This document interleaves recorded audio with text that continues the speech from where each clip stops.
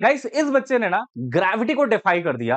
ऐसा लग रहा है इसके ऊपर ग्रेविटी लग ही नहीं रही। आओ देखते हैं आखिर हो क्या रहा है। ध्यान से देखिएगा। जैसे ही ये गाड़ी एक्सेलरेट करती है, अब ये बच्चा देखो नीचे नहीं गिर रहा, वो सीट के साथ एकदम चिपक गया है। ग्रेविटेशनल फोर्स नीचे तो लग रहा होगा, बट वो नीचे नहीं गिरा। अब नीचे गिर गया देखो। तो लास्ट में जाके फिर वो नीचे गिरा। जब गाड़ी एक्सेलरेट करी थी एकदम शुरू शुरू में, तो आप देखेंगे वो बिल्कुल सीट से चिपक गया, नीचे नहीं गिर रहा था। बट आफ्टर सम टाइम देखिएगा, थोड़ी देर बाद ये नीचे गिर जाता है। तो कुछ देर के लिए इसने आखिर ग्रेविटी को डिफाई कैसे करा, आओ उसको समझते हैं। ये बेटा कंसेप्ट नीट में भी पूछा जा चुका है, और यहां पे ना आप इसको सूडो फोर्स के कंसेप्ट से समझ सकते हैं। मान लीजिए ये जो मैंने यहां पे बनाया है, ये ना कार की सीट है, और ये जो मास m है वो बच्चा है, वो जो वहां पे बैठा हुआ था। अब देखिएगा क्या हो रहा है यहां पे। जो कार है वो एक स्पोर्ट्स कार है, उसको बहुत हाई एक्सेलरेशन से लॉन्च किया गया है। जब वो बच्चा वहां पे बैठा है तब शुरुआत में बहुत हाई एक्सेलरेशन का मतलब क्या हुआ कि इस तरफ, आगे की तरफ आप कह लीजिए, कार का बहुत तगड़ा एक्सेलरेशन है, जो कि हम कह रहे हैं ए है। ठीक है। अब इससे क्या हुआ, जो पार्टिकल मास m है, जो बच्चा था वहां पे, उस पे एक सूडो फोर्स लग जाएगा। क्यों?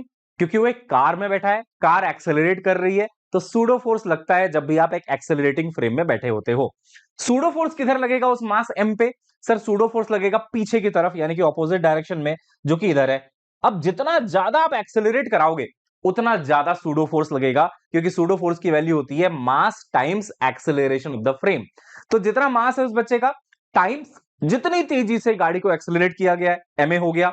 अब इसका फायदा क्या हुआ देखिए, ये जो एमए फोर्स से ये ब्लॉक पुश कर रहा है सीट को, या वो बच्चा पुश कर रहा है सीट को, तो न्यूटन थर्ड लॉ के अकॉर्डिंग सीट भी बच्चे को पुश करेगी। उससे आएगा दूसरी दिशा में, यानी कि ऑपोजिट दिशा में, एक नॉर्मल फोर्स। अब ये नॉर्मल एक बार आ गया ना, अब आप देखिए ग्रेविटी को डिफाई नहीं किया गया है, बल्कि फ्रिक्शन ने उसको बैलेंस कर लिया है। वो कैसे हुआ समझाता हूं मैं आपको। तो बेसिकली यहां से उस बच्चे का कुछ ना कुछ वेट लगेगा बच्चों, एम जी।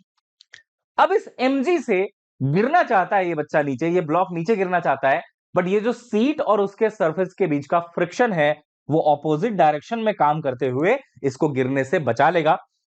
लेकिन फ्रिक्शन कहेगा कि देखो भाई, मेरी जो मैक्सिमम पॉसिबल वैल्यू है वो होती है म्यू इंटू एन, तो तुमको नॉर्मल फोर्स अच्छा लगाना पड़ेगा, तभी मैं रोक पाऊंगा। क्योंकि देखिए ना, नीचे लग रहा है mg, और वो जब फ्रिक्शन की मैक्सिमम वैल्यू के बराबर होगा तभी तो रुकेगा ब्लॉक। अब ये n कहां से आया? n आया है ma से। देखो ये n है, ये ma है, n बराबर ma, इसीलिए गाड़ी को बहुत तेज एक्सेलरेट किया गया।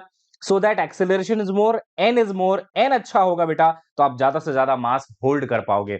है ना बढ़िया कंसेप्ट? इस चैनल को फॉलो कर लेना, सब्सक्राइब कर लेना फॉर सच अमेजिंग कंटेंट।